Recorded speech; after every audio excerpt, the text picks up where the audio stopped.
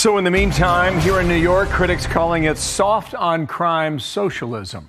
The Democratic Socialist nominee for mayor of New York is Zohran Mamdani, vowing to free incarcerated New Yorkers. This is what he said on yesterday. Listen. My commitment will be to do everything in my power from the very beginning to follow that law and to ensure that we are reducing the jail population. The jail population of Rikers has increased since Eric Adams has come into office by more than 1,000 additional incarcerated New Yorkers. And what is quite staggering to me is that we know that we can reduce that jail population to less than 4,000. Okay, so Faz Secure, senior advisor to Senator Bernie Sanders and founder of More Perfect Union. Faz, how you doing? Good morning to you. I don't know how you react to that. I'll give you a chance. But as you do, here are the numbers in New York. Felony assault arrests by repeat offenders. Back in 2018 is 274. 2024 is at 442.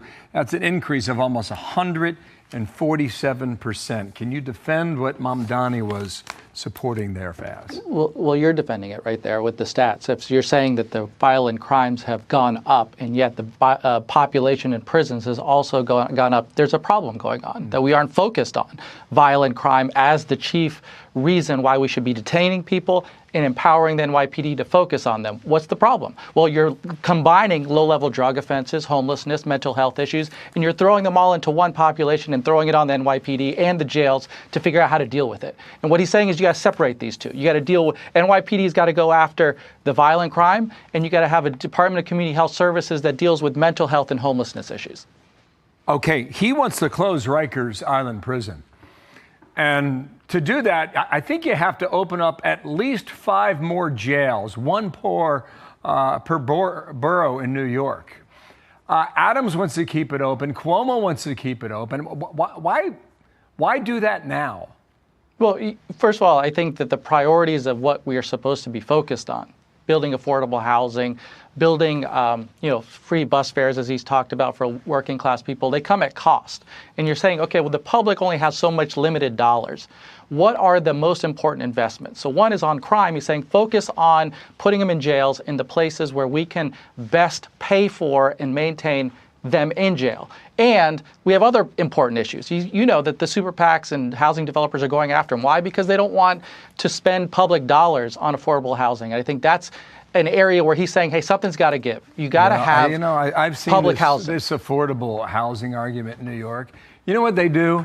They take a 5-story building, they tear it down, they make it 30 stories tall, and they put them on the market for $10 million. I mean, that's just the reality in New York City. They're not taking that building down to go ahead and, give it to you for $1,000 a year. That doesn't happen in this city. And when you make the argument about Rikers, if I could, okay? Please. Shootings are at a record low. That's great. But rapes and murders are back up to a troubling spike yet again. You can read about that today. Faz? Well, so first of all, on the housing bill, because you're making Zohran's argument, that they're unaffordable, and yet these big developers that you're talking about are getting subsidies from the city right now to develop quote-unquote affordable housing, and yet they build the things that you're talking about, skyscrapers. So you're saying, well, why are the housing developers forming super PACs, spending so much money, saying, well, they like what Cuomo did for them. They like what Bloomberg did for them. They want to maintain the status quo. And here's Zohran saying, no, rent freezes and affordable housing are going to be a priority. And if you're spending public dollars, getting public subsidies, we're going to maintain that there should be affordable housing. I know you live in Washington. I've been in the city more than 20 years. It just works differently here. I'm just telling you, it's the way it is. But the history, Bill, you know this. It's a city built on capitalism and money, and if you're in the real estate business, you're going for the profit, period. Well, look at now, let me share this with you. Hang on. Look at Co-op City. I know you work with Bernie Sanders. Let me play the clip that we showed yesterday, okay, for you to respond. Here's Sanders. Watch. Democratic leaders would be jumping up and down. This is our guy.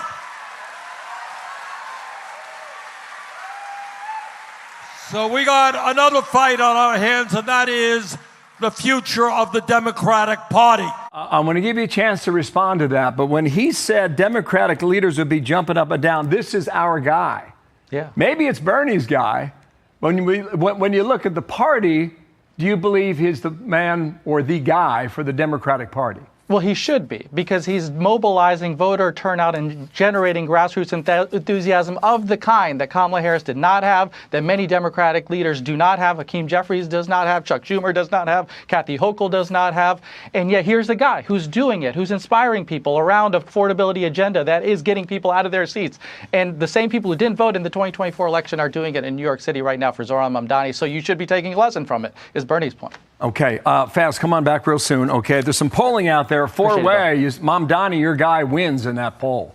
But Yes, if you sir. get it down to two people, it is real tight. Let's give him a And shot. Let's give him a shot to We've govern. got 60-some-odd days to go. Faz, Shakir, thank you for coming back. Thanks, Bill. We'll talk again. Thanks. With less than 2 months to go until Election Day, Zohran Mamdani holds a commanding lead over his rivals for New York City mayor, according to 2 new polls. Mamdani, the 33-year-old Democratic Socialist state lawmaker from Queens, who shocked the political world in June with his convincing win over former Governor Andrew Cuomo and 9 other candidates to capture the Democratic Party's mayoral nomination, is sitting on 22-point margins over Cuomo and the rest of the field in the 2 new surveys. Mamdani grabs 45% support among likely New York City voters in a Quinnipiac University survey released on Wednesday. Cuomo, who resigned as governor in 2021 amid multiple scandals and who is running as an independent candidate in the general election after losing the primary, stands at 23% support in the survey, which was conducted September, 4-8. Guardian Angels co-founder Curtis Sliwa, who for a second straight election is the Republican mayoral nominee in the Democrat-dominated city, stands at 15%. And embattled incumbent Mayor Eric Adams, who is running as an independent after deciding to skip the Democratic primary amid anemic polling, grabbed 12% support in the survey. Mamdani's margin over Cuomo in the Quinnipiac poll was the same as his 46% to 24% lead over the former governor in a New York Times Siena College survey released on Tuesday. In a mayoral race that seems to grow more intense by the day, Zohran Mamdani has the wind at his back less than 2 months until Election Day, Quinnipiac University poll assistant director Mary Snow said. Both Sliwa and Adams have repeatedly committed to staying in the race in recent weeks, amid multiple reports that President Donald Trump's advisors floated administration roles for both mayoral hopefuls if they dropped out. Trump, a native New Yorker who now calls Florida home, has urged that the field narrow in order to defeat Mamdani, whom the president repeatedly claims is a communist. I would like to see 2 people drop out and have it be one-on-one. And I think that's a race that could be won, Trump said last week. The Quinnipiac poll suggested that if Adams ended his re-election campaign, Mamdani would lead Cuomo 46% to 30% with Sliwa at 17%. But the New York Times Siena survey, which was in the field September, 2-6, pointed to Mamdani edging Cuomo 48% to 44% in a hypothetical 2-candidate matchup. The Quinnipiac poll suggests Mamdani backers are more enthusiastic, 91% about their candidate than Cuomo, 75%, Adams, 75%, or Sliwa, 79% supporters. Mamdani's edge on enthusiasm among supporters is a plus, Snow noted. If he wins November's general election, the Ugandan-born Mamdani would make history as the first Muslim and first millennial mayor of the nation's most populous city. Mamdani surged to the Democratic primary victory thanks to an energetic campaign that put a major focus on affordability and New York City's high cost of living. It was fueled by a grassroots army of supporters and backing from top national progressive champions, including Representative Alexandria Ocasio-Cortez of New York and Senator Bernie Sanders of Vermont. Mamdani made smart use of social media platforms, including TikTok, as he engaged low-propensity voters. He proposed eliminating fares to ride New York City's vast bus system, making City University of New York tuition-free, freezing rents on municipal housing, offering free childcare for children up to age 5, and setting up government-run grocery stores. Among a list of 9 issues offered, 30% of respondents in the poll said that crime was the most pressing matter, with 21% saying affordable housing and 13% naming inflation. No other issue cracked double digits.